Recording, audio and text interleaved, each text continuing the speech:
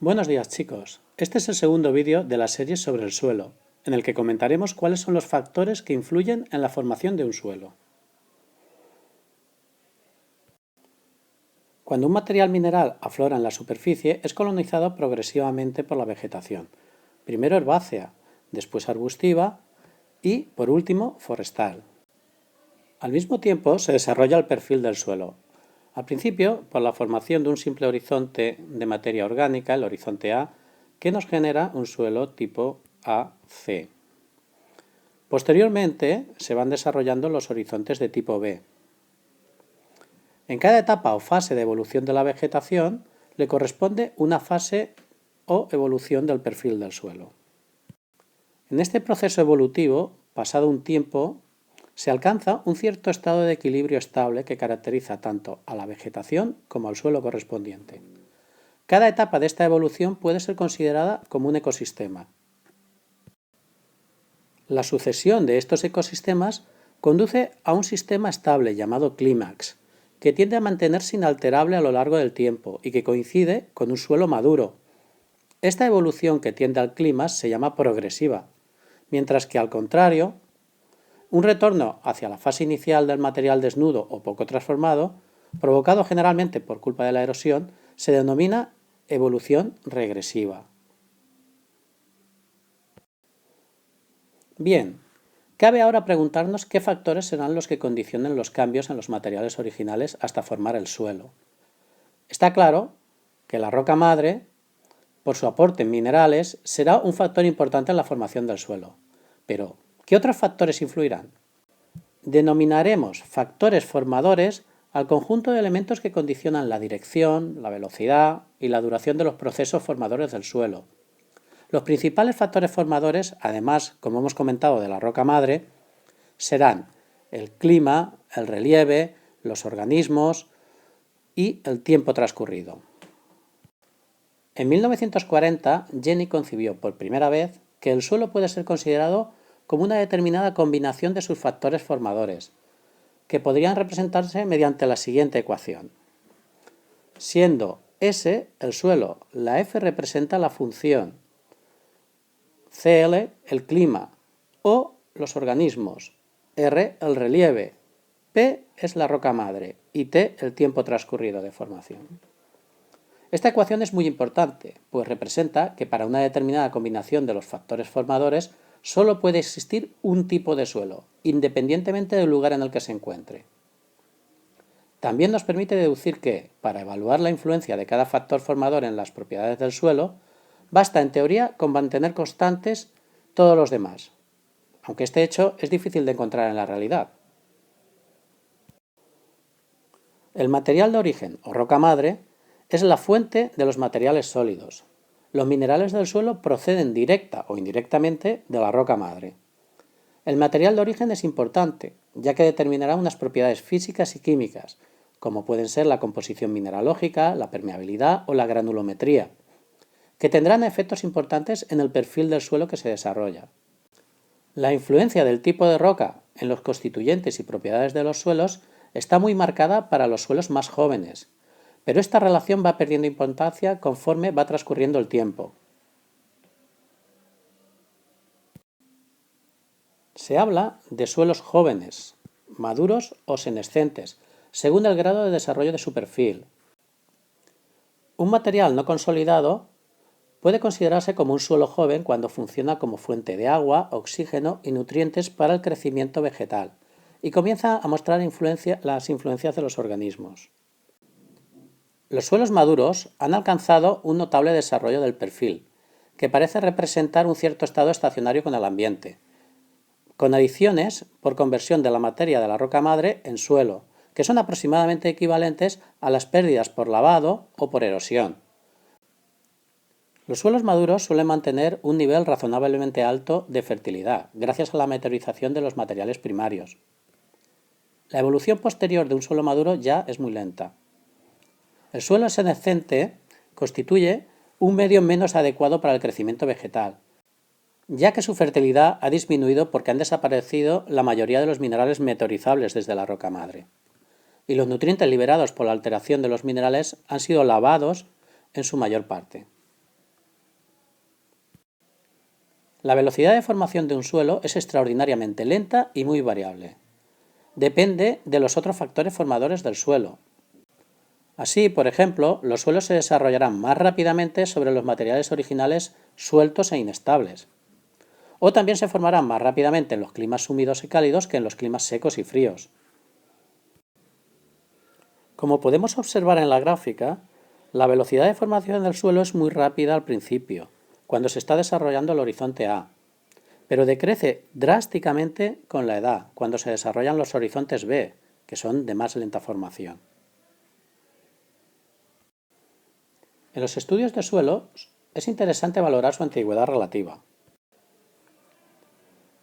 Si en la ecuación de Jenny se mantienen constante 4 factores, pero se permite variar el tiempo, irán apareciendo una serie de tipos de suelos cada vez más evolucionados, cuyas propiedades serán la consecuencia directa de la edad.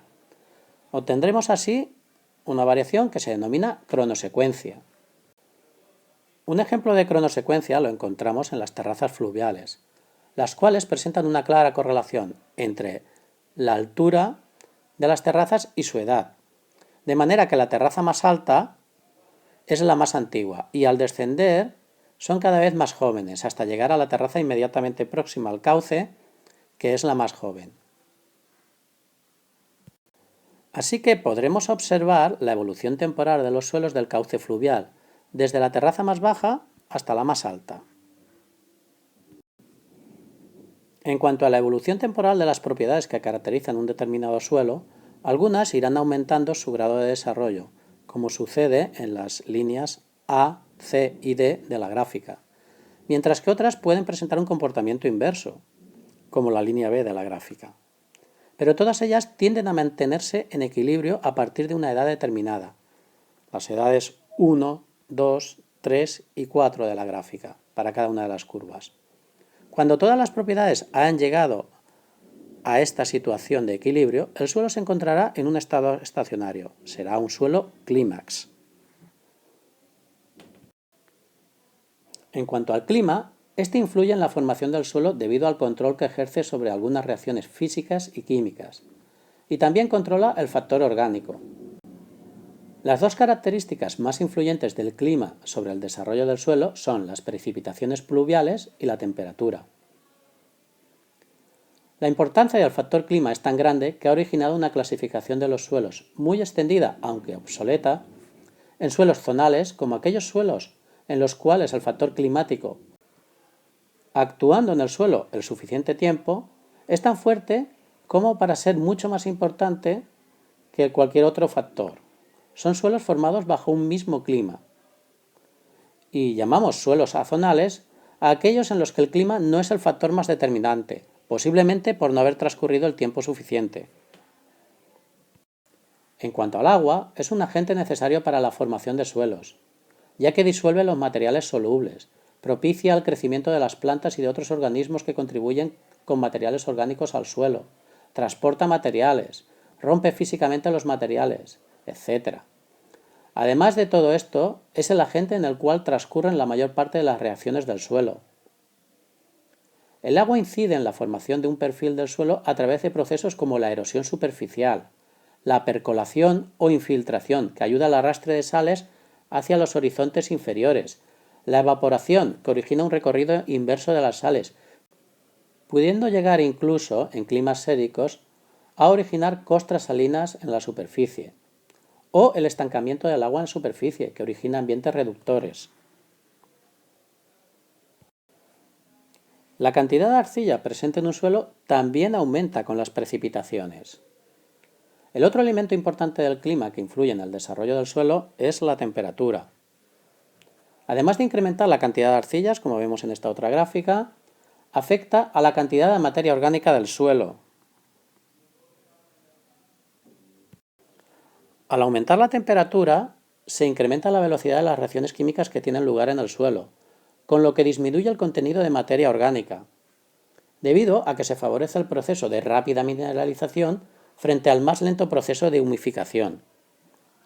Por el contrario, al aumentar la precipitación, se incrementa la cobertura vegetal y por lo tanto sus aportes de materia orgánica al suelo. El clima también afecta a otras propiedades del suelo, como la capacidad de cambio o cantidad de iones absorbidos a la superficie de los materiales del suelo, que aumenta con las precipitaciones. Por otra parte, al aumentar las precipitaciones, también se producirá una progresiva acidificación, la cual irá acompañada de la correspondiente desaturación del complejo de cambio. Los protones propios del medio ácido van sustituyendo a los cationes como el calcio, el magnesio, el sodio o el potasio. Si ahora dejáramos el clima como el único factor variable de la ecuación de Jenny, obtendríamos una climosecuencia, en la cual podemos observar la lenta formación de los suelos de las zonas áridas, o el mayor desarrollo que se produce en las zonas templadas, o el gran desarrollo de los suelos de zonas tropicales, suelos estos que son deficitarios en materia orgánica.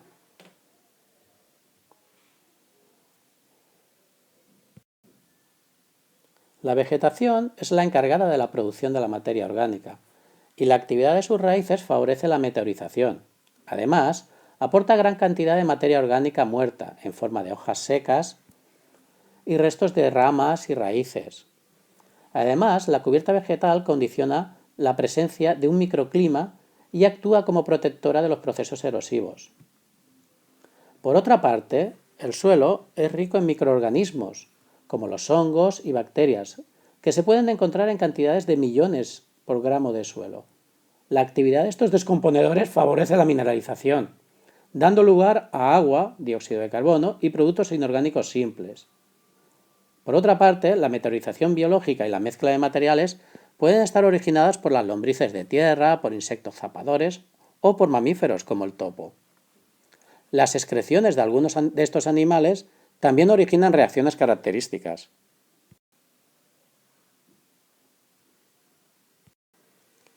Los microorganismos actúan como reguladores del proceso de humificación y de mineralización.